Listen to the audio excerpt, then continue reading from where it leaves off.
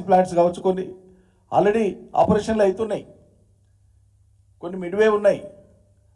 అటువంటి భూములు సిద్ధంగా ఉన్నాయి. ఇదివరకే ప్రభుత్వం గుర్తించినటువంటి, కేసీఆర్ ప్రభుత్వం గుర్తించి తయారుగా పెట్టినటువంటి భూములు ఈ రాష్ట్రంలో సిద్ధంగా ఉన్నాయి. మీరు ఎంప్లాయ్మెంట్ క్రియేట్ చేస్తామంటే, ఇండస్ట్రీస్ పెడతామంటే వి వెల్కమ్ ఇట్. అవి పక్కకు పెట్టి నేను మళ్ళీ అదే లగచర్లలో ఫార్మాసిటీని వెనక్కి తీసుకుంటా, మళ్ళీ నేను ఇండస్ట్రియల్ కారిడార్తో ముందుకు పోతా అంటే ఈ మొండి పట్టుదల మంకు పట్టుదల ఎందుకు? ఆ గిరిజనుల భూములే కావాలన్నా? ఇంకోతోన ప్రభుత్వ భూములు, అదే నియోజకవర్గంలో ప్రభుత్వ భూములు వెతకండి, లేవా? చాలా ఉన్నాయి గుట్టలు గట్లు. ప్రభుత్వ భూములు పెట్టండి, సంతోషిస్తాం. ఎందుకు వాళ్ళనే జిద్దుగా తీసుకొని దీంట్లో గెలిపోవడం లేదండి? నాకు అర్థం కాదు. ప్రభుత్వం ప్రతిష్టకి ఎందుకు పోవాలి? ఆ పేద గిరిజన భూముల్నే మళ్ళా మేము ఇంకో కేటగిరీ కింద నోటిఫై చేస్తాం, ఫార్మా కాకుండా ఇంకో దాని కింద నోటిఫై చేస్తే అప్పుడు ఎవరేం మాట్లాడతారు అన్నట్లు మీరు సాంకేతికంగా పోతున్నారు. అది సరైంది కాదు. మళ్ళీ ఆరిపోతున్నటువంటి నిపురవల్ని మీరు మంట పెట్టినట్లయితే, మీరు ఆజ్యం పోసినట్లయితే ఇది తగదు అని చెప్పి మేము ఏదో పలుకుతా ఉన్నాం. పాలమూరు సభలో మాట్లాడుకుంటూ ముఖ్యమంత్రి గారు తనకేదో ఆవేదన ఉన్నట్లు, మొత్తం పాలమూరు బతుకు చిత్రాన్ని మొత్తం మార్చడానికి వీరభోగ వసంతరాయల్లాగా తానే ముందుకు వచ్చిన సంతోషం. ప్రజాస్వామ్యం గురించి చాలా గొప్పగా మాట్లాడుతున్నాను. 2 వారాలకు కూడా కాలేదు కదా, మీ సొంత ఊర్లో కొండారెడ్డిపల్లిలో మాజీ సర్పంచ్, 15 ఏళ్ళు సర్పంచ్గా పనిచేసిన 80 ఏళ్ల పెద్ద మనిషి సాయిరెడ్డి స్వయంగా సూసైడ్ నోట్ రాసిండు. ఎవరి మీద రాసిండండి? మీ కుటుంబం మీద, మీ సోదరుల మీద రాసి చచ్చిపోయాడు ఆయన. నిజం కాదా ఇది? పరామర్శకు పోవడానికి, ఆ కుటుంబాన్ని పరామర్శించడానికి బయట నుంచి పోయేటువంటి వాళ్లను గ్రామంలోకి రాకుండా కట్టడి చేసి, ఒక మనిషిని కూడా ఊర్లోకి ఎంటర్ కాకుండా చేసినటువంటి మీరు, మీ ప్రభుత్వము, మీ యంత్రాంగము పాలమూరులో వచ్చి ప్రజాస్వామ్యం గురించి మాట్లాడతారా? కొండారెడ్డిపల్లికి మాత్రం ప్రజాస్వామ్యం వర్తించదా?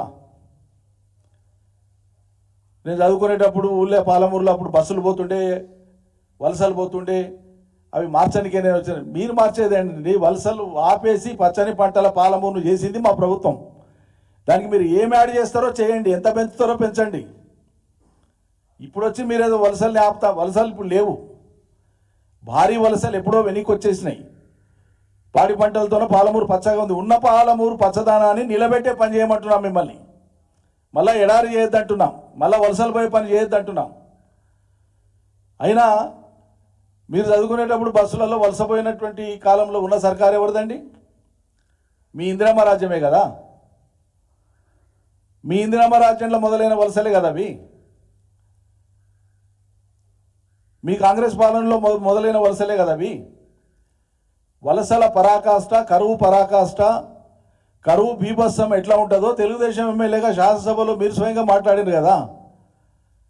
మీ తండ్రి చనిపోతే దినవారాలు చేయడానికి పోతే స్నానం చేయడానికి నీళ్లు కూడా గతి లేవు. ఉన్న కొద్దిపాటి నీళ్లు బోర్లలో ఉండేవాటితో స్నానం చేద్దామంటే బోర్ల కరెంటు కూడా గతి లేని పరిస్థితి కాంగ్రెస్ దాన్ని మాట్లాడింది మీరే కదా.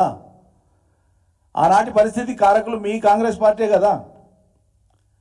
దానికి ఆ స్థితిని మార్చి తెలంగాణ తెచ్చి ఆ స్థితిని మార్చినటువంటి పార్టీని కానీ ఆనాటి ప్రభుత్వాన్ని కానీ తప్పుపట్టేటువంటి ప్రయత్నం ఇంకా చేసుకుంటూ ఎంతకాలం పోతారు? ఎంతకాలం పోతారు? అందువల్ల నిన్న ఆశించినటువంటిది ఒకటి, జరిగింది ఒకటి. ఇవాళ మాటి మాటికి నాకు గుర్తు చేయాల్సి వస్తుంది. ఇది విమర్శ కోసం నేను విమర్శిస్తలేను. అరే ఏడాది అయిపోతుంది, ఇక 6 రోజులైతే 6 రోజులైతే ఏడాది అయిపోతుంది. మీరు ముఖ్యమంత్రి అయ్యి మాట్లాడితేనే పాలమూరు బిడ్డను, నల్లమల్ల బిడ్డను నేను హుంకరిస్తున్నా, పులులు సింహాలనే చూసిన వాళ్ళు మానవ మృగాలైతే ఎవడు మానవ మృగం ఉన్నాడు ఇడా? మీ వీరత్వం ధీరత్వంతో మీ పనులలో చూపియండి, మీ శూరత్వం మీ పనులలో చూపియండి.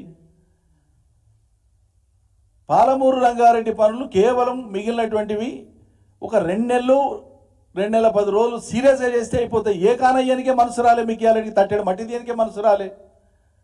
సిద్ధంగా ఉన్న రిజర్వాయర్ల నింపనికే మీకు చేతనెత్తలేదు. 4 స్టేజ్లు పంపులు రెడీగా ఉన్నాయి. 8-9 పంపులకు గాను 4 పంపులు సిద్ధంగా ఉన్నాయి. మిగిలిన కొద్దిపాటి పనులు చేసి నీళ్ళు ఏమని ఇప్పటికి 100 సార్లు మేము వరలబట్టి మాట్లాడబట్టి ప్రజలు ఎదురు చూడబట్టి ఒకనాడు సమీక్ష చేయడానికి గతి లేదు. ఏడాది అవుతుంది, ఇంకేం చేస్తారు మీరు? కృష్ణా నీళ్ళని కృష్ణార్పణం సముద్రం పాలు చేస్తారు, బందరుకు భయం మన నీళ్ళని సముద్రం పాలైపోయాయి. నీళ్ళని ఒడిసి పట్టకపోతుంది, పాలమూరున గతి చేస్తుంది. ఇప్పుడు ఇంత పెద్ద ఎత్తున వర్షాలు పడి భారీగా వరదలు వచ్చి ఒక్కొక్క రోజు సగటున ఒక 30-40 రోజులైతే సగటున 30 టీఎంసీల నీళ్లు సముద్రంలోకి పోయినాయి. కృష్ణానది నీళ్లు 25 నుంచి 30 టీఎంసీల నీళ్లు సముద్రం పాలైనాయి ఒక 30-40 రోజులు వరద సమయంలో. ఇంత వర్షాలు పడ్డా ఈరోజు పరిస్థితి ఏంటంటే శ్రీశైలంలో ఈ రాష్ట్ర రైతులందరూ గమనించాలి. రైతులలో కాంగ్రెస్ పార్టీ రైతులు కూడా ఉన్నారు, కాంగ్రెస్ ఓట్లు వేసిన రైతులు ఉన్నారు, కాంగ్రెస్ అభిమానులు ఉన్నారు. వాళ్ళు కూడా జాగ్రత్త వినాలని నేను మనవి చేస్తా ఉన్నా. శ్రీశైలంలో 215 నిల్వ టీఎంసీ మాత్రమే, కానీ ప్రతిరోజు ఎక్కి పారుతోంది. ప్రతిరోజు 20-30 టీఎంసీలు సముద్రం పాలవుతున్నాయి. అన్ని రోజులు కలిపి ఆంధ్ర ప్రభుత్వం ఇప్పటికీ సుమారు 400 టీఎంసీల నీళ్లను డ్రా చేసింది శ్రీశైలంలోకి వెళ్ళి. అటు హైడల్ పవర్ పేరు మీద కావచ్చు, పోతిరెడ్డిపాడు ద్వారా కావచ్చు, తెలుగంగ ద్వారా కావచ్చు, కృష్ణానది నుంచి శ్రీశైలం ద్వారా ఆంధ్ర ప్రభుత్వం ఇప్పటికే 400 టీఎంసీల నీళ్లను డ్రా చేసింది. ఇప్పుడు వరద లేదు, శ్రీశైలంలో ఉండేటువంటి నిల్వ 130 టీఎంసీలకు పడిపోయింది. ఇప్పుడు